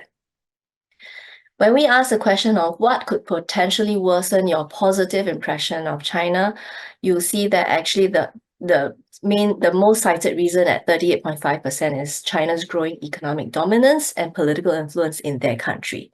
And the second cited reason is China's strong armed tactics in the South China Sea and the Mekong region at 37.2%. And here, the highest concerns are registered, of course, from Vietnam and the Philippines. The third concern by 35% of respondents is that of China's utilization of economic tools and tourism to punish their countries for foreign policy decisions, particularly pertinent for countries like Cambodia and Laos and Singapore. So what can China do to improve relations with their country? And here at 67% top choice, they feel that China should resolve all territorial and maritime disputes peacefully in accordance with international law. This is first position. It's the same as last year, but with a notable increase. And it is at an all-time high in the Philippines. Another 60% believe that China should respect their country's sovereignty and not constrain their country's foreign policy choices. It's the same as last year at second position, and this is top choice for respondents from Singapore at 72.7%, which is tied with the option of resolving territorial disputes for Myanmar and for Thailand. Another 40.2% believe that China should make bilateral trade truly mutually beneficial by addressing trade imbalances. And this is most pronounced in Laos. And maybe this partially answers Prof. Quah's earlier question about China's rankings in the free trade question. On the level of US engagement with Southeast Asia under the Biden administration. So this is the last year of the Biden administration, and yet nearly 40% see US engagement declining. And this view actually went up by 12.5% from last year. And Brunei, Malaysia, and Cambodia actually stand out in this view. A third of about 36% view that the level of US engagement has not changed, and about a quarter see that the US engagement has increased or increased significantly. Here in this question, we ask how confident they are of the US as a strategic partner and provider of regional security. Over 40% have no or little confidence in the US as a strategic partner. Another 35% view the US positively, but this is a decrease, quite significant, of 12.3% from last year. And those who hold neutral views actually increased from 20.9% to 25%. Of those who exhibit higher levels of little or no confidence, Indonesia, Brunei, and Malaysia stand out. And of those who exhibit higher levels of confidence in the US, the Philippines and Vietnam stand out. Moving on to perceptions of trust. And here I'll go very quickly so that we can move into the Q&A. In the trust and distrust rankings of major powers, it's worthwhile to note that all countries except for Japan experience a decrease in trust perceptions. Similarly, all countries except for Japan experienced an increase in distrust perceptions. So needless to say, we can conclude that Japan continues to be the most trusted major power at 58.9%, with a wide margin over the second place country, which is the US at 42.4%, and this is trailed closely behind by the EU in third place at 41.5%. Now, views of Japan as a responsible international law advocate remains very strong at 36.5%, alongside with the assessment that Japan has vast economic resources and political will to demonstrate leadership at 27.7%. So the trust in Japan actually increased from 54.5% to 58.9% this year. Trust in the US, on the other hand, saw a significant drop. Southeast Asia is becoming cautious of what the soon-to-be-held presidential election will throw up for us. The largest drops in confidence towards the US comes from Laos, Cambodia, and Brunei. Similarly, trust in the EU declined, but to a lesser extent compared to the US. Those who regard the EU positively point to the EU's stance on environment, human rights, and climate change, whereas those who distrust the EU say that it is distracted by internal affairs and cannot focus on global concerns. And this view is particularly strong in the Philippines, Singapore, and Vietnam. On perceptions of distrust. On the whole, trust and distrust levels towards China over the last few years has remained relatively stable. So while China is Southeast Asia's largest trading partner, but it poses as the largest source of insecurity. So there has been an increase from 49.8% to 50.1%. Amongst those who distrust, 45% think that China's economic and military power can be used to threaten their interest. Similarly, with India, trust and distrust remains relatively stable. Unfavorable views of India is related to its inability to project capacity or political will for global leadership. And with that, I will end here. There's more to the report, including questions on soft power related to tourism and choices for tertiary education, in which we look at as an indicator for soft power influence alongside with other indicators of worry, welcome, trust, distrust. Thank you. Right. So on this last two sections, I'll pose very specific questions, and I mean there are many findings. I'll just pick a few. So on the hypothetical choice, I think Bonnie had mentioned this before. China had edge past the US. It's just 1 percentage point difference between the two now, so they're almost in the dead heat, as it were. And it came about because those that chose the US actually dropped by about 10 or slightly more than 10 percentage points. And Bonnie, earlier on you said maybe it's because the change in the profile. Yeah, so the question I'd like to ask you, What other reasons could you account for this drop? And if I may, before I give you the floor, I'd like to also say that the EU and Japan are the top choices as third parties for ASEAN to hedge against the uncertainties of the strategic rivalry between the US and China. So I'd like to ask Danny and Nakayama-san, are the EU and Japan safe choices for ASEAN? Yeah, so Bonnie, first over to you. Well, I think these are really interesting findings. I do continue to have the question about the respondents and the change in the composition of the respondents and whether that was an important and maybe even decisive factor in some of these responses. However, it is notable the decline in trust for the United States and the concern about the U.S. engagement in the region.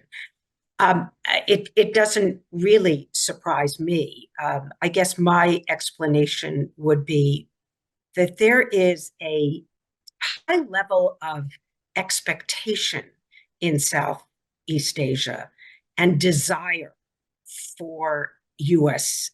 engagement, and particularly different kinds of engagement than the U.S. is actually offering.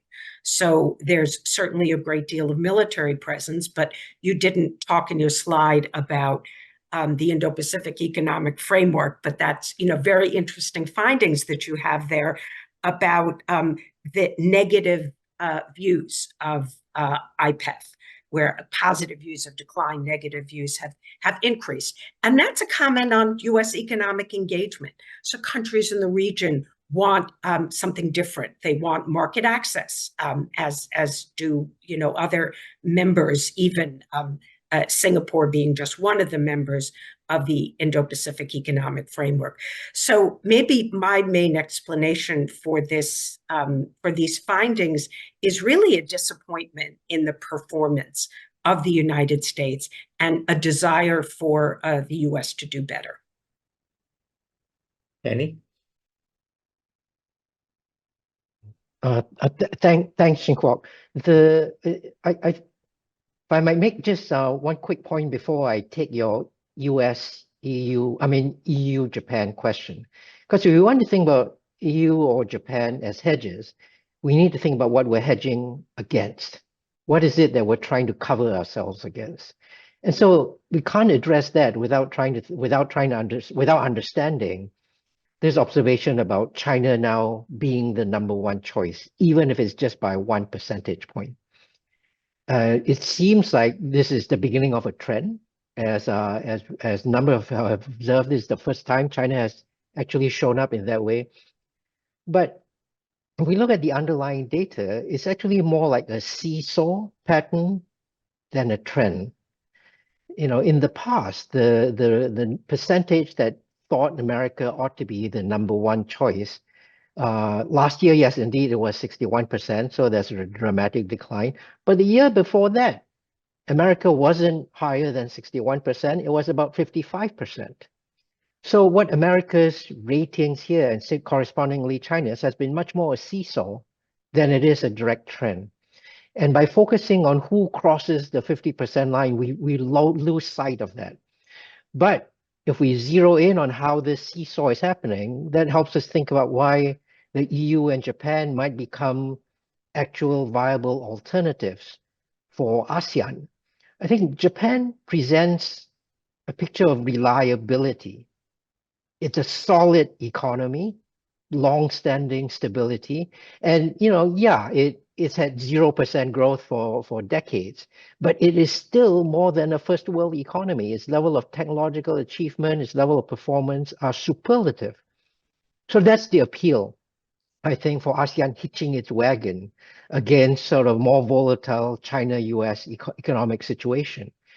The EU, a number have remarked already, is strongly admired for its stance on sort of the right climate change, environmental issues, and other liberal issues.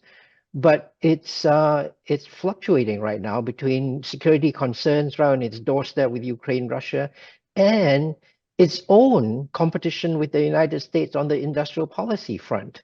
America's CHIPS and Science Act, America's Inflation Reduction Act have drawn responses from the EU, and neither of these is a good thing for ASEAN. So ASEAN does not have the fiscal space to play in that backyard. It is averse to wanting to get drawn into that. So I guess at the end of it all, talking about the risk factors, the dynamics, and what's happening, I think Japan is a good, reliable partner, and that shows up in the stability and the high rankings that Japan has attracted from ASEAN. Back to you, Shing Kwok. Shin, over to you. Yes. Yes, probably the biggest headline for this survey is U.S.-China rivalry. But for me, based in Japan, I think that this growing expectations of Japan's potential role in the region is very surprising and interesting. There are many reasons behind this, and I totally agree with everything Danny just explained. But in particular, my understanding is that basically the relationship between Japan and ASEAN is quickly evolving qualitatively, substantially. In particular, there's a deepening of cooperation in the area of security. For example, Japan has upgraded the security partnership with the Philippines and Vietnam, and also Tokyo has begun to export defense equipment to some ASEAN countries, and there are more and more joint military exercises these days. This is a significantly big step compared to the past, because in the past, Japan didn't try as hard to strengthen security cooperation with ASEAN countries because of concerns about evoking the negative image of Japan's pre-war imperial era. The lingering negative legacy of the war in the region was making Japan reluctant to assert a strong security presence. However, I believe that the relationship between ASEAN and Japan has matured to the point where both sides can now make realistic decisions and cooperate. And last year marked the 50th anniversary of the relationship between Japan and the ASEAN bloc, and the special summit was considered one of Japan's most successful diplomatic efforts. So I think the relationship will continue to grow in the future, and I think that this survey is strengthening the view. Do you have any view on the EU?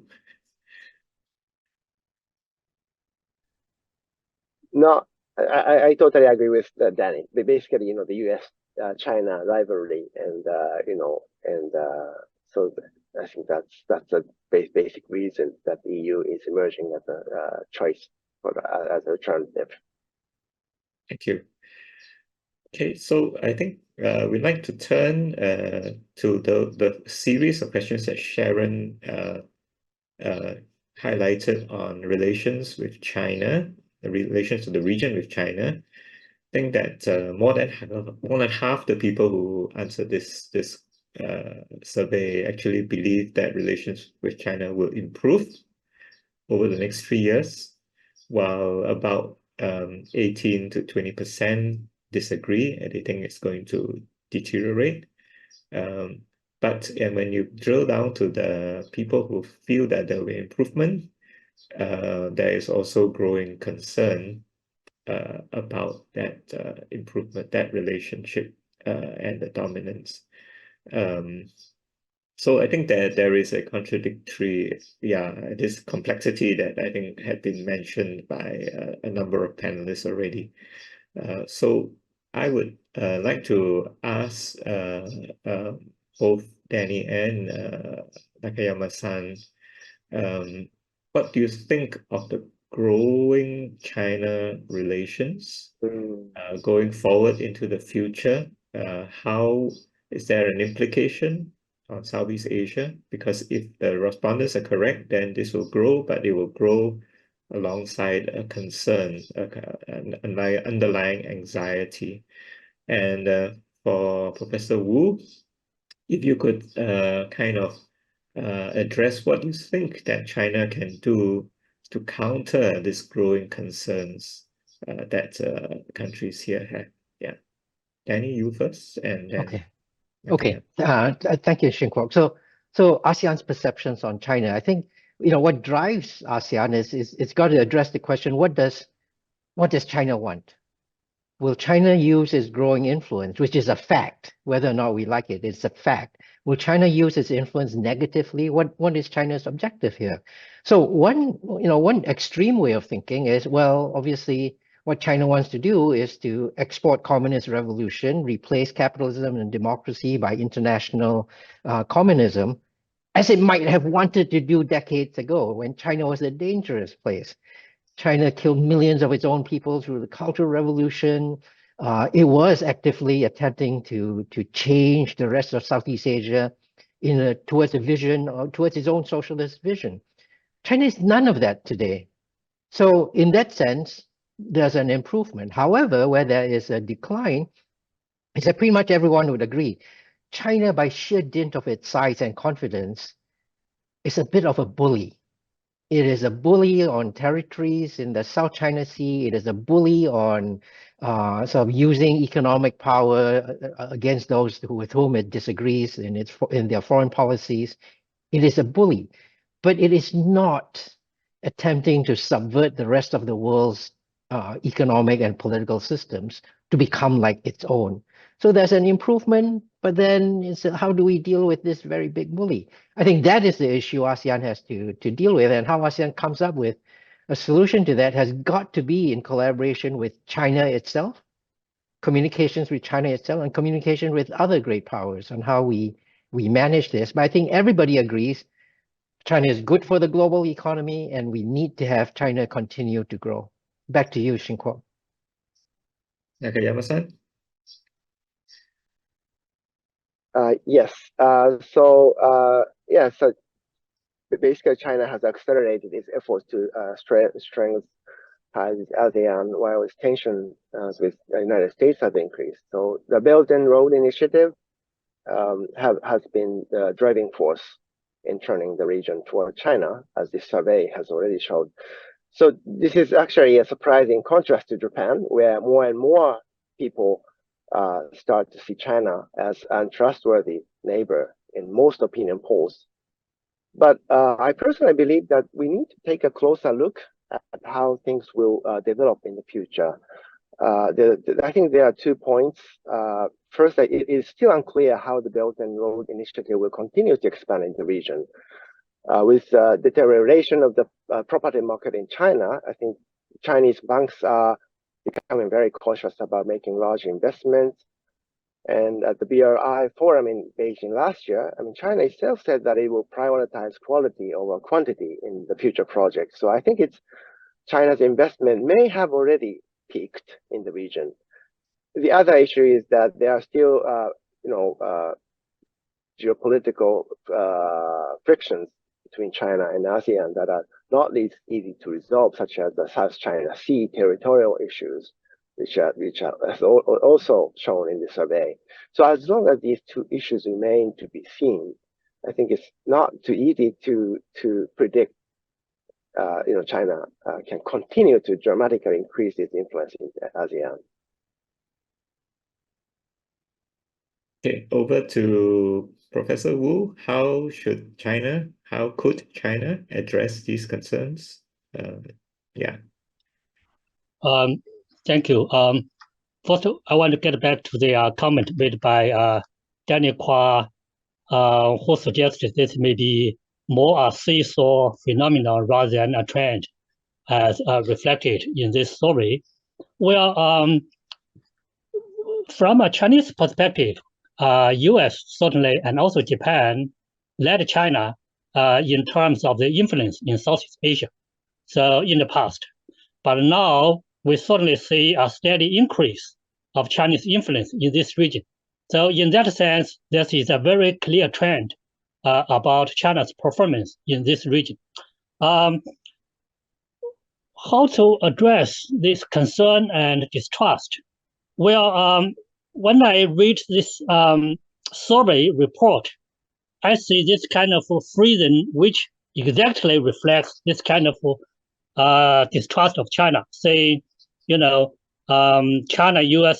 compete for influence and leadership in Southeast Asia, where it's very natural for the US to go to every region to, seek leadership.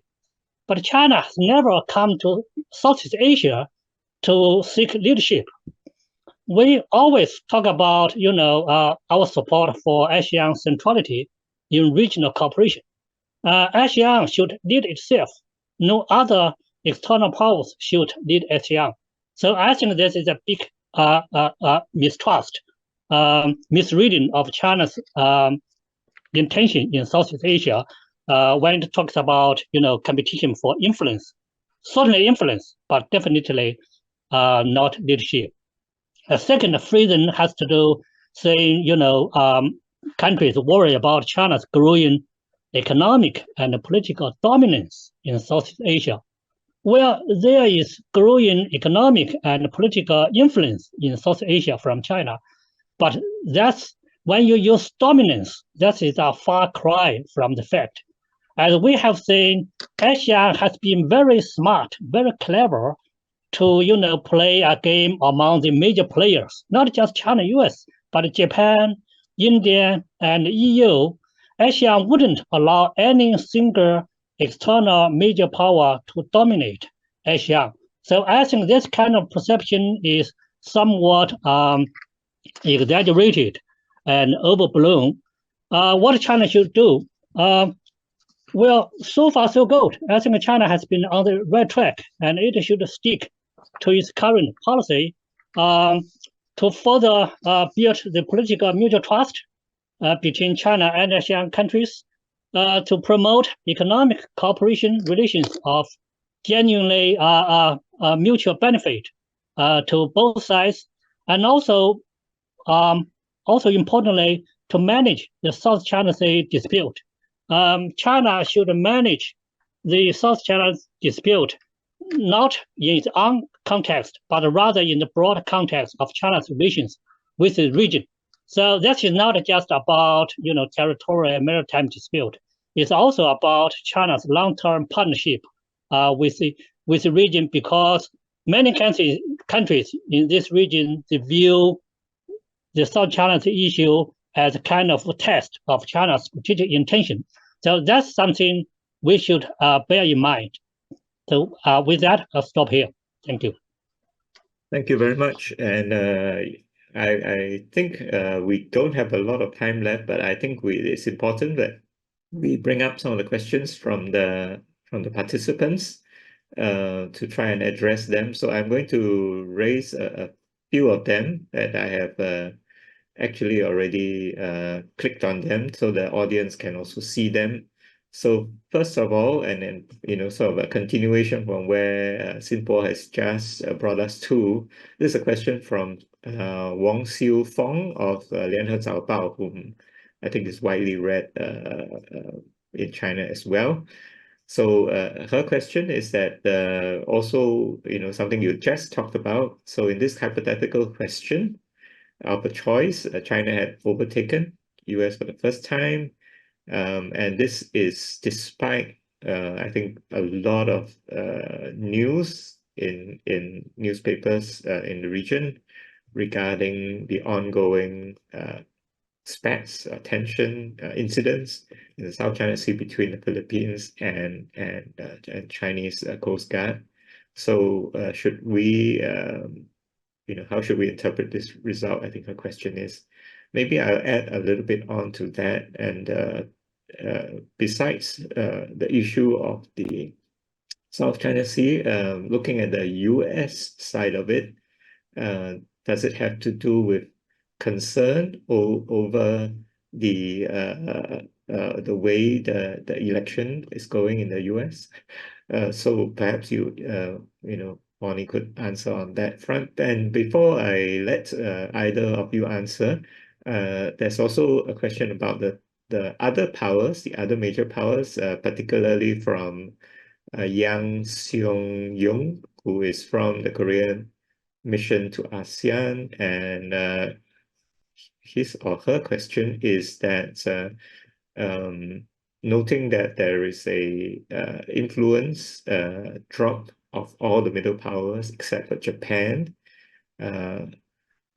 Her question, his or her question is, do you think ASEAN's opinion leaders are getting more focused on the superpower competition rather than looking towards third powers cooperation?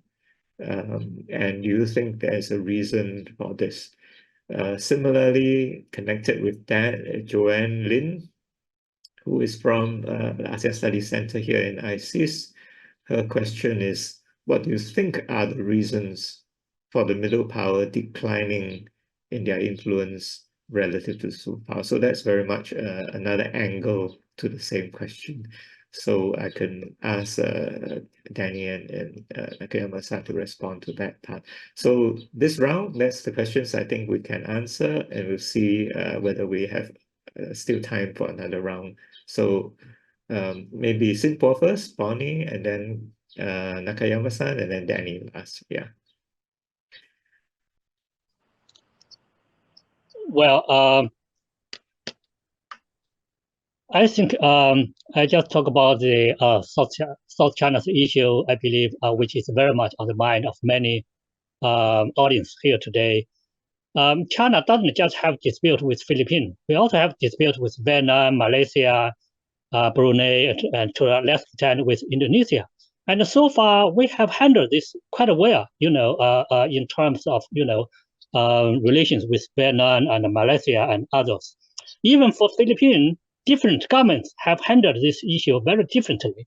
So the current administration, they just reversed their approach from the previous one and adopted a more provocative approach to this issue. And there is a wide speculation, who is driving behind the scene. And some people believe that is Washington's Indo-Pacific strategy that really galvanized Manila to adopt a more confrontational and provocative approach to this issue.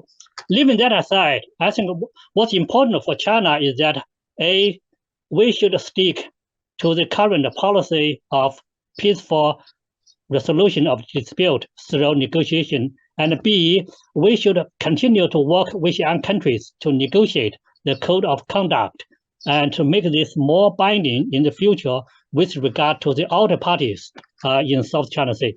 Yeah, back to you. Bonnie? Oh, I think we've heard several times from Xinbo about how the United States is to blame for everything, which is typical coming out of a Chinese expert, not taking any responsibility for some of the policies of your own country.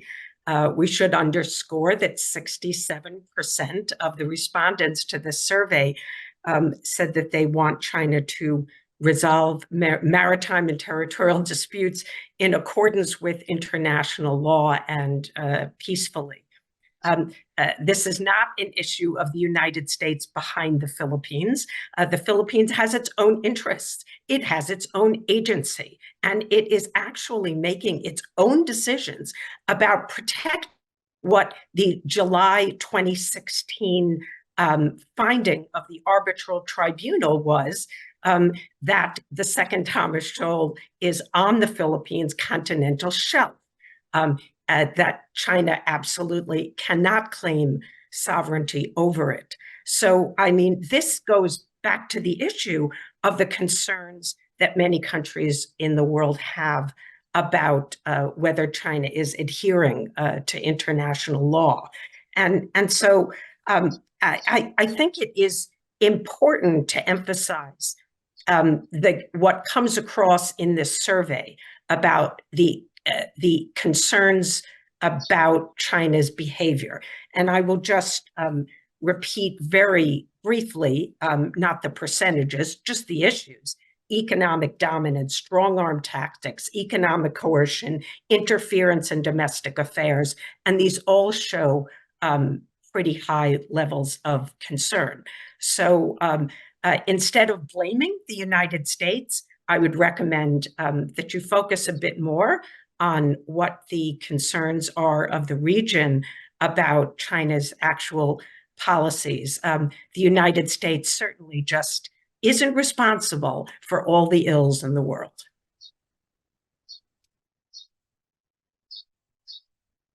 Nakayama-san? Yes, so with regard to the questions about middle powers, I mean, I was not looking closely enough to that influence of middle powers have been decreased according to the data. But basically, so maybe regardless it intends or not, ASEAN countries seem to be dragged into the superpower competitions. So I'm not sure ASEAN countries are getting more focused on superpower competition, but I believe basically ASEAN's approach is multi-layered diplomacy. So that's why EU and Japan are emerging as alternative partners. But that doesn't mean, I don't think that means, ASEAN countries are not trying hard enough to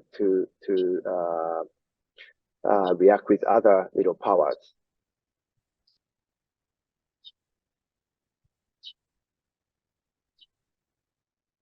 Danny? Okay, thanks. Sorry.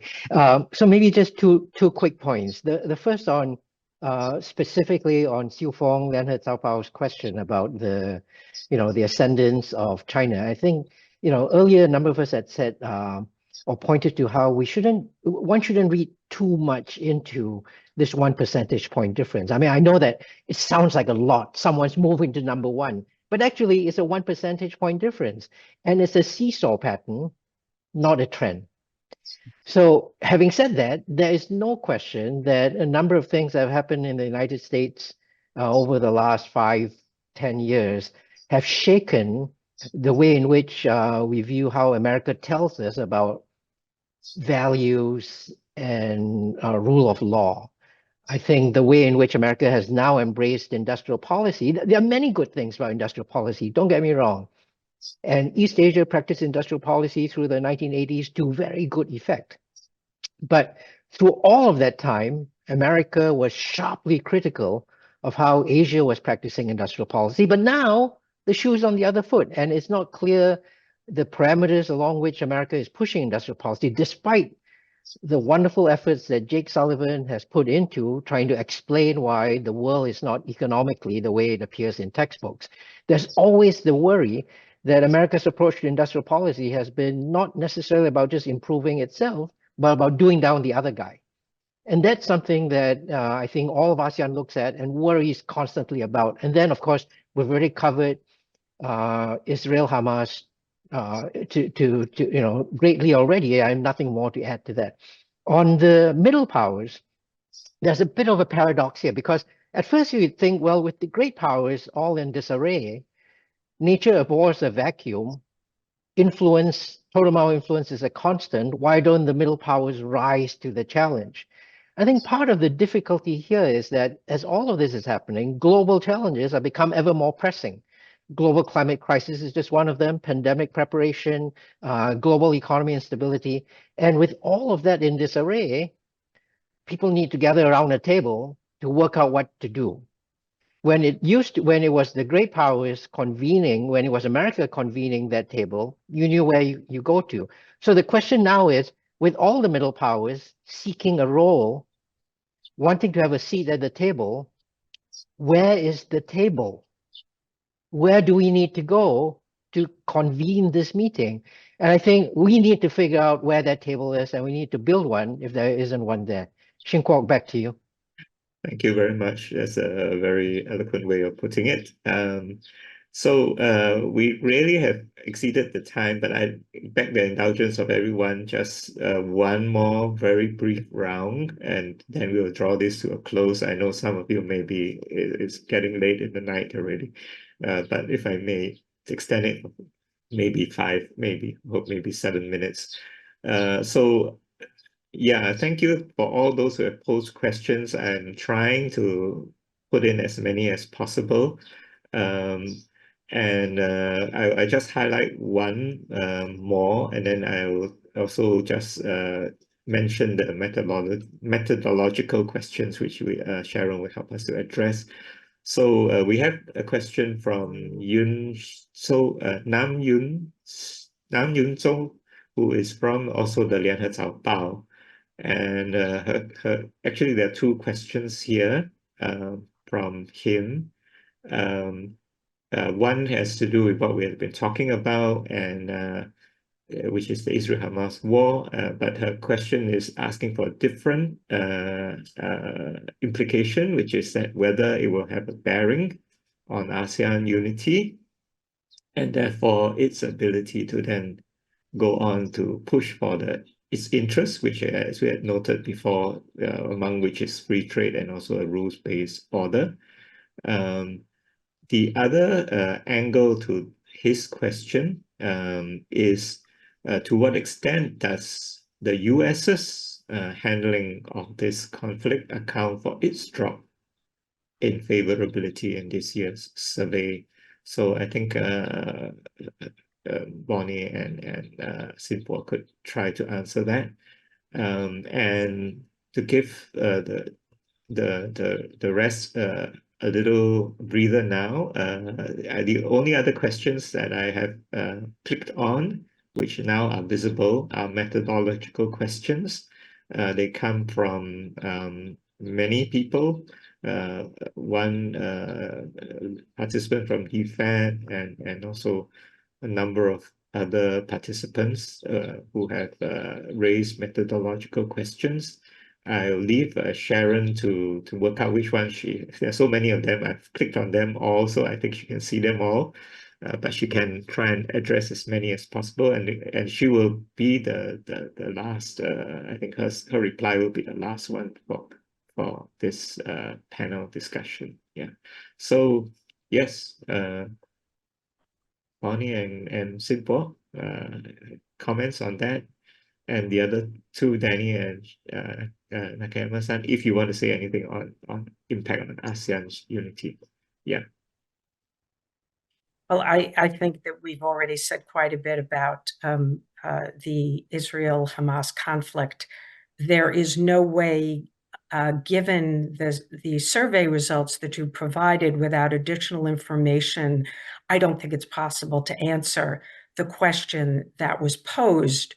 To what extent does the U.S. handling of this conflict account for its drop in favorability ratings in this year's survey?